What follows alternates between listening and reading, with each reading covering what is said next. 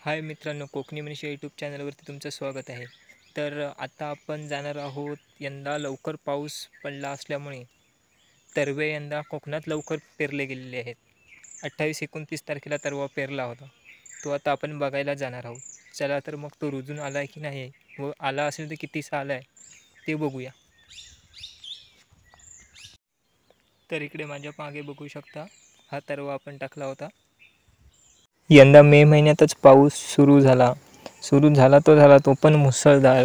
नदीला पूर, मासे वगैरे मे महिन्यातच चढले. असं कधी झालं नव्हतं. मिरगानंतर पाऊस मुसळधार कोकणात लागायचा. हे बघा, 4-5 दिवसापूर्वी हा तरवा पेरला होता. आता मातीतून वर आलाय बऱ्यापैकी. हा 2 दिवसापूर्वी पेरला गेलाय. याला आत्ताशे मोड येतात. हा उद्या चांगला वरती रुजून येऊ शकतो. हे बघा, आत्ताशे त्याला कोंब येतात. आणि ह्या बाजूला सुद्धा एक पेरला. इथे जवळच तिन्ही पण पेरून टाकलेत. या इकडं मळ्या उकळलेत पुऱ्या. हे बघा, हा सुद्धा 2 दिवसापूर्वीच पेरला होता तरवा. मोड आलेत त्याला सुद्धा. या इकडे 5-6 मळ्यांची उकळ करून झालेली आहे. बघू शकता, इकडे सगळी उकळ करून झालेली आहे मळ्यांची.